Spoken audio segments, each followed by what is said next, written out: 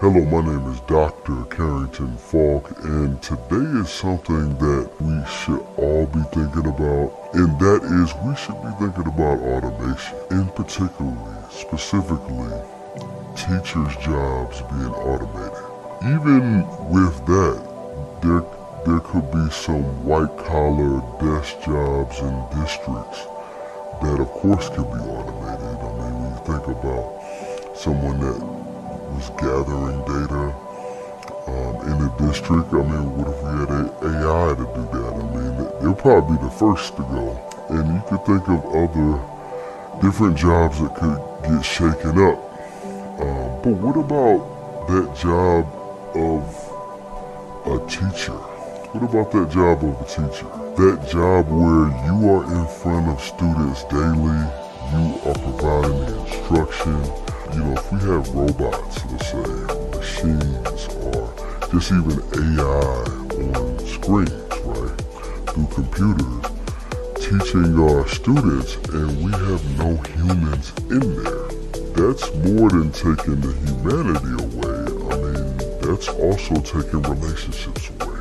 And so that's what I wanted to talk about today is just in the fourth industrial revolution, where artificial intelligence, a host of machines, robots, technologies that have been growing for years, and now their intelligence, this artificial intelligence, is on par with humans, right? And even surpassing it. And people will say that potentially surpassing in many different domains, right?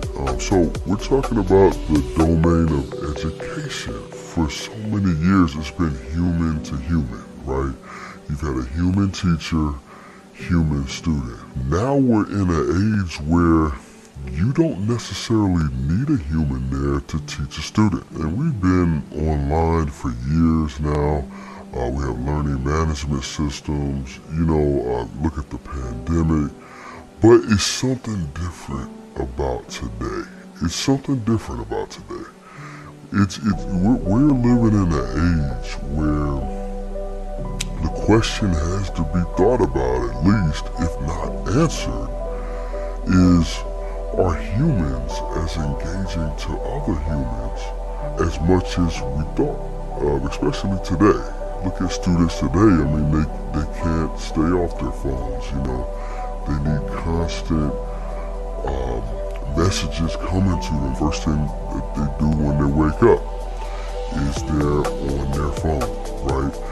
But you have to ask yourself the question is, are our traditional classrooms where a human is running the classroom and providing instruction, wanting the class to be engaged into everything that they're doing, every activity, can we still do it? So we want students and everyone and teachers to thrive in the fourth industrial revolution. As educators, we need to be able to outlast automation. And that's the concept I just want us to think about. And outlasting automation isn't just outlasting it for a time period. It means outlasting it for the foreseeable future. And so we're going to talk about today some strategies, some tips, specifically an educator's guide to the fourth industrial revolution, where I'm telling you this technology is not going backwards, it's just going forward. And so when I talk to educators, I talk to them about developing a unique skill set. And we're talking about a unique skill set. That means blending, let's say, marketing skills. It could be branding, speaking. You're blending in relationship building, your creative thinking, all these different things. You're building a unique offering that you could bring to any organization. So when you have these unique skill sets, you also need to see how they complement the technology. So I don't want to get away from technology. I'm not trying to make it like we need to just be humans against technology. It's really not that. You're being collaborative with the technology. People that are able to work with the technology but still have those human skills, and not only human skills but still tech skills, right? To be able to work with the tech. So you have to still have tech skills, but you need to build your human skills that are going to also complement the tech, because the tech is still not where it's hoping to be. You know, we're not at artificial general intelligence, AGI. We are at artificial intelligence. This is actually the most primitive it will be. You know, we'll look back today and be like, man, ChatGPT was so primitive. Look where we're at today, right? We did that with the cell phones, right? Look at the first cell phone, even the first iPhone to the iPhone we have today. It's one of those things that you're gonna see it go forth. And we drill down on developing a unique skill set. Remember that it's gotta be a combination of tech skills and human skills, right? Essential skills for educators. So relationship building is still gonna be key, because there's gonna be, I believe it's definitely gonna be a curve where people, they're not going to trust a robot teacher as much as a human teacher. You know, I want to show you a Bible verse, and this is Proverbs 2:10. And if you read down there, it says, "For wisdom will enter your heart, and knowledge will be pleasant to your soul." And, you know, when we think of wisdom entering our heart, you know, it's very important to have wisdom and knowledge, especially when outlasting automation. I mean, if you think about it, we've been outlasting automation for years, because there has been new technologies that have threatened our human jobs and our human work. And so, you know, you can look at it as this is no different, but it is different in the sense of artificial intelligence. You know, we haven't even discovered many things of the human mind, right? If you look at it, we need to be innovating with our own minds. And we need to be innovating our own thoughts. And so, look at artificial intelligence, it's coming and competing against that. We don't even know all of what we have. That in itself makes you really need what I have for you. And that's the Thought Innovation Checklist.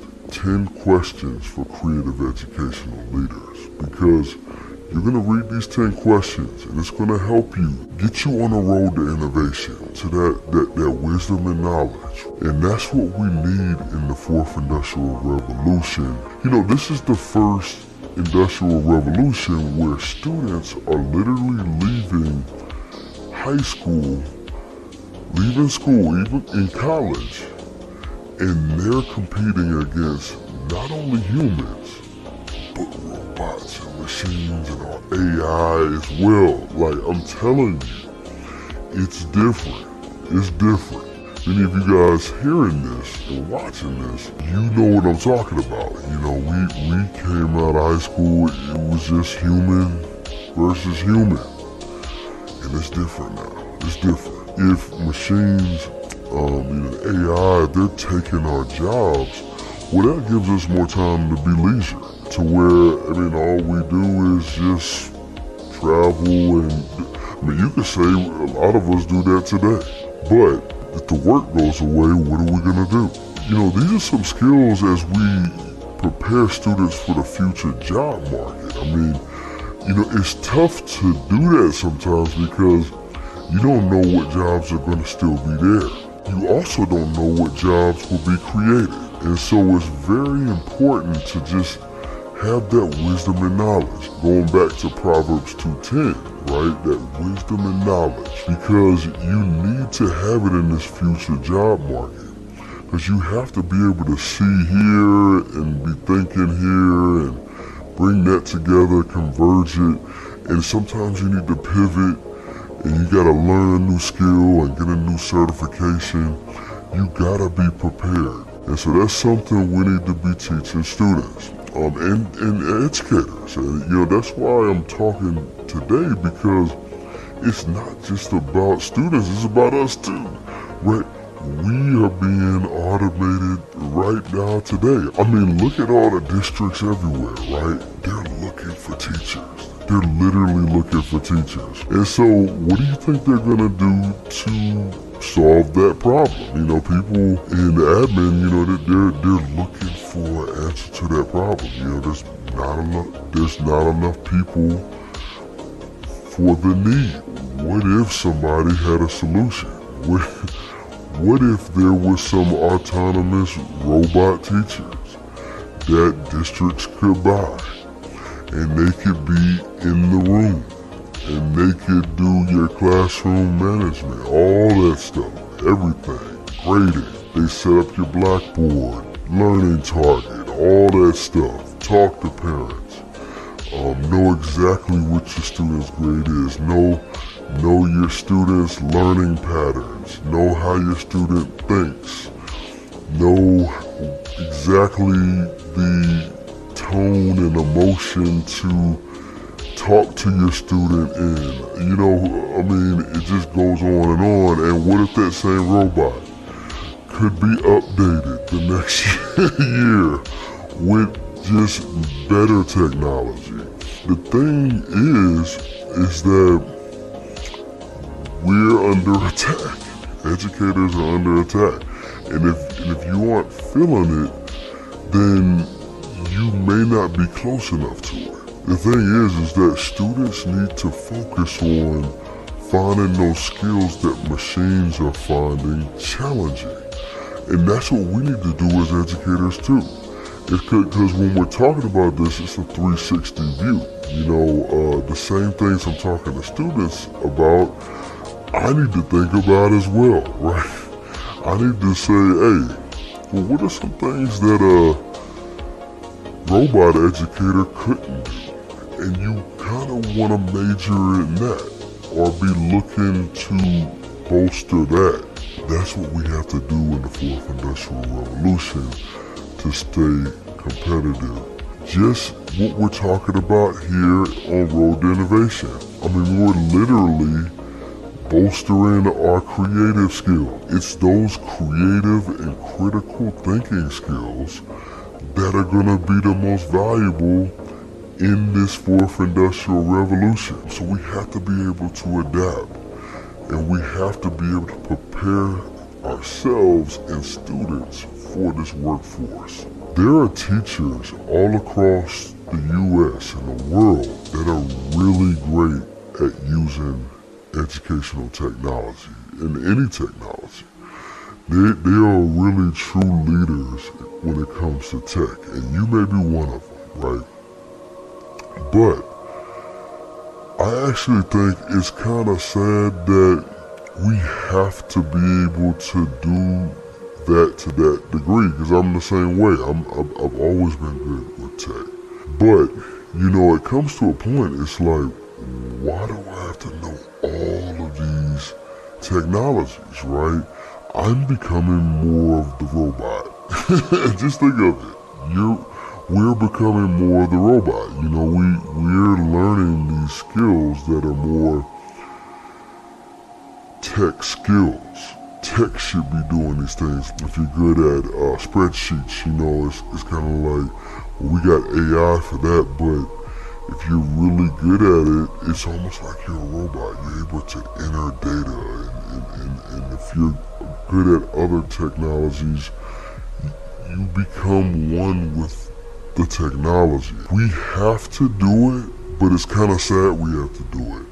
And at some point, and here it is, we aren't going to be able to do it. And this is what I'm talking about. We could put up the fight. There's going to be some, top 2 to 5% of educators are going to be able to really grasp that technology, it's not going to happen for most people, and that's going to be the tipping point to where we're going to let the tech do it.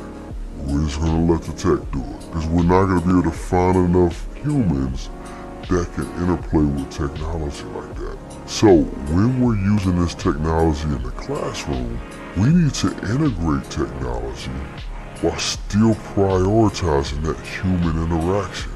I'm telling you, it's gonna still be the relationships. It's almost like it's still the bread and butter things as an educator. Relationships, community, still talking with parents at home. Because think about parents, they probably they're fine with robocalls, but are they gonna be fine with a machine calling them, a robot calling them? They'll like humans better. There'll at least be a human that's supervising this whole thing that they're gonna want to still hear from. We need to prioritize human interaction and connection. We also need to be continuously updating our skills, and I talked about this earlier, but it will be the wisdom and knowledge, remember that? Wisdom and knowledge that will help you to evolve your skills in the educational landscape, because you're going to have wisdom and knowledge as you're looking to outlast automation and still be in education. Now, of course, you have those people that are going to get out, but we're talking about still being in education. So, to conclude, I want to conclude with just summarizing some key takeaways from what we talked about today in outlasting automation in the fourth industrial revolution workforce. Because educators, we are in the workforce. Remember, you gotta be someone who can blend those tech skills and human skills. You gotta be able to have them. Even more so today, you have to be able to blend the two. I want to encourage educators to embrace lifelong learning. Lifelong learning. Because when you're learning for a lifetime, that means that you are able to adapt and thrive in dynamic situations within education. You're able to be like water in the landscape, be able to be dynamic. This is a future that's going to be shaped by automation and AI to reach students from all over the globe. We're going to be able to do it. Potentially holograms and time travel. It sounds crazy, but the thing is that it won't be. If you would show someone 200 to 300 years ago what we're doing today, they would think that we're like magicians and warlocks. They're like, what is this black magic that you're doing with this iPhone here? What you call it? What is a phone, right? They wouldn't even know what the internet is, and they would think it's crazy. And that's what we'll think sometime in the future. People, if you would look at, let's say, where we'll be 30 years from now, this will be primitive compared to where we'll be 30 years from now. Guys, thank you for being here with me today. Thank you for being here for this session as we talked about how to outlast automation as an educator. Hope that it blessed you on the road to innovation.